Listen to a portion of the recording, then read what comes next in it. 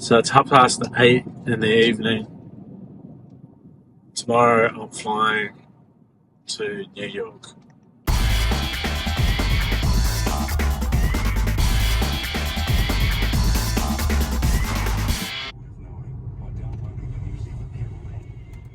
Okay, a reasonably early start to the proceedings.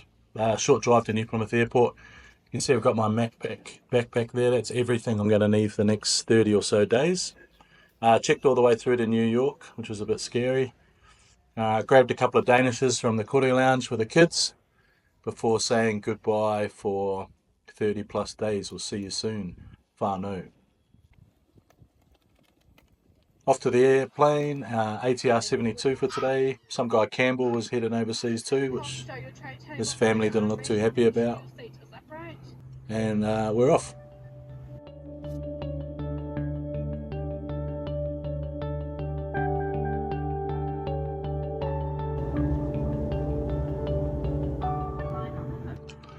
About an hour later, arrived in Auckland. You might be wondering why I got to Auckland so early. New Plymouth has a lot of delayed flights or cancelled flights, so wanted to give myself the time to be able to drive up to Auckland to catch my 7 p.m. or 7:30 p.m. flight if I needed to. Auckland was picking up again, it's getting busy again. Got through customs without any issues, and then headed to change some New Zealand money for some funny money. Didn't get as much as I would like, but that's the way it goes sometimes. Auckland Airport's pretty run-of-the-mill, nothing interesting to talk about too much here. It's got your typical shops, overpriced stuff.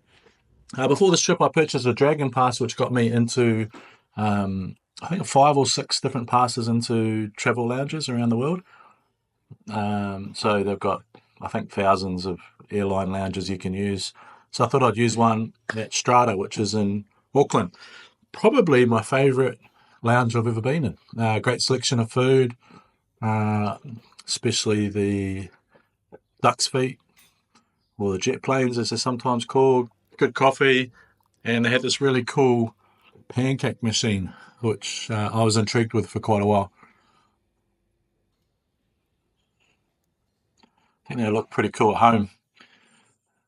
So grabbed a bit of food and then tucked into a bit of work, a bit of editing of some videos. The best part about lounges is bathrooms and having a shower and freshening up. So that's a little preview of that. And big thumbs up for that lounge. So if you get a chance, great lounge, one of the best I've been in. Then I hadn't been to the Auckland Lounge, International Lounge before, so ducked up there for a bit of a time as well, for an hour or so.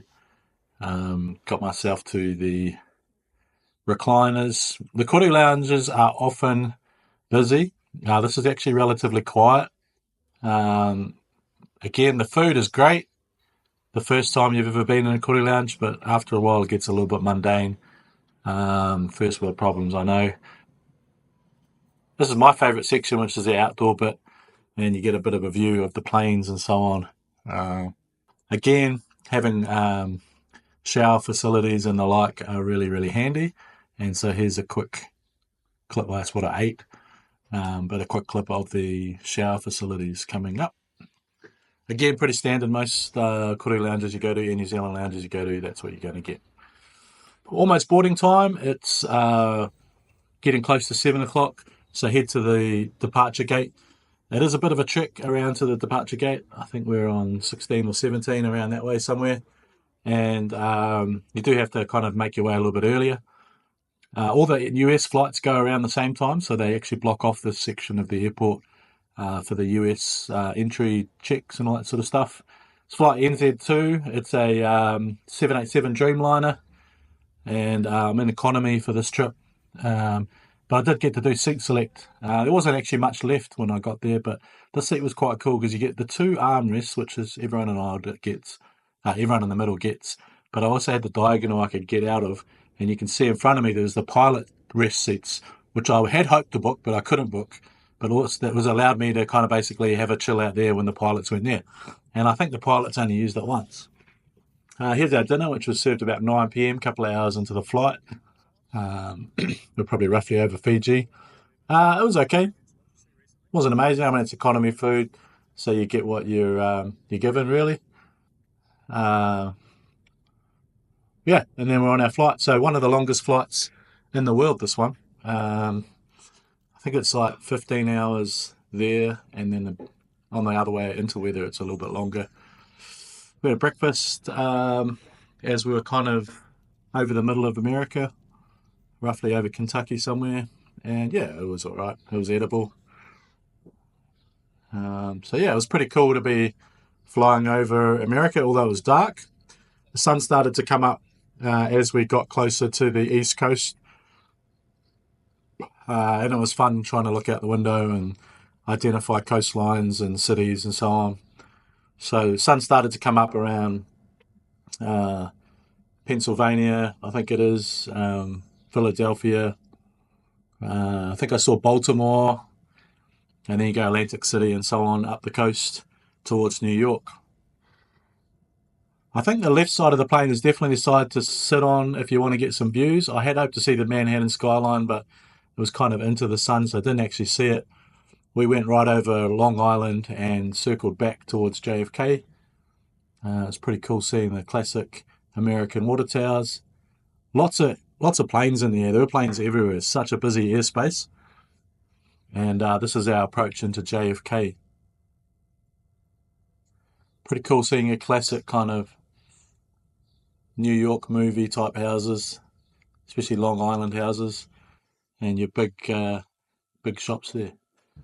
So landing in JFK was a bit of fun. We actually had to brake relatively quickly so that this A380 could land opposite to us. And then you have our first glimpse of the New York skyline, the Manhattan skyline, before we pull into JFK.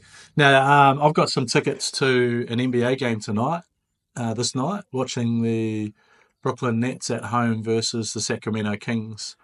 So I'm pretty optimistic of getting through customs quickly and getting to the game, at least catching kind of the second half of that game. We landed around just before 6, and it took me 2 hours and 15 minutes to get through. They had like one or two lanes open. It was ridiculous. JFK, give yourself an uppercut.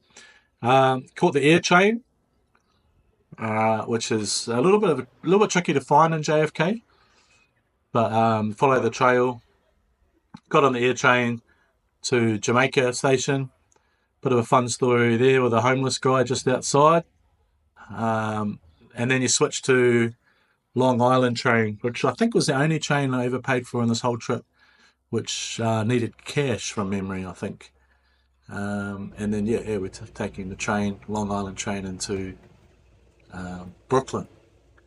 Plan was to get off the train in Brooklyn and head straight to the game. Wasn't very optimistic. It was basically me and the conductor on the train.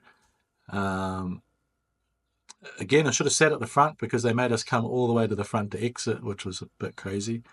Um, didn't make it. Well, it made it to the Barclays Arena just as basically the game was about to finish, which was a bit of a killer. So here's Barclays Centre, and everyone's kind of exiting out of it. I did ask if I could go in and just have a look, and of course they said no. So my bucket list of watching an NBA game didn't get ticked off. So I paid for a ticket, didn't get to go. Thank you, JFK Border Patrol, for only having one or two lanes open. So the next task was to get to my accommodation, which was over in Long Island City, opposite Manhattan.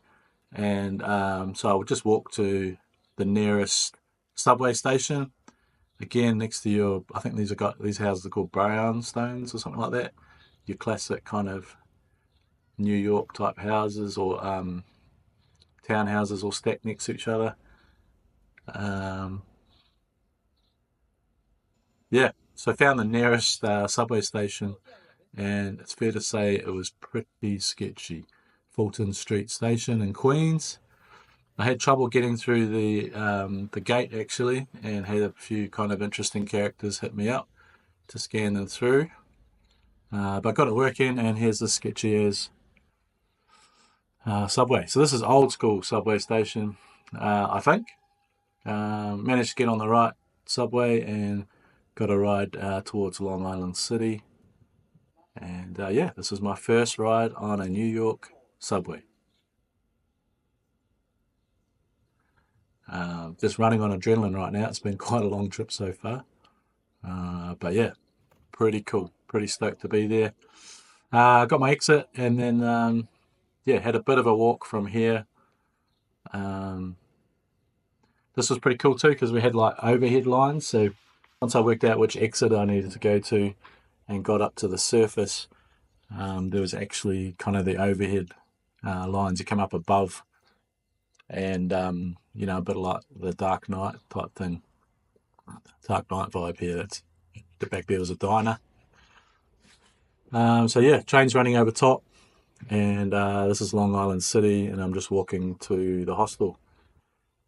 Again, just with that backpack on. You can see the Manhattan skyline behind. This is the hostel, and it's a pretty cool hostel.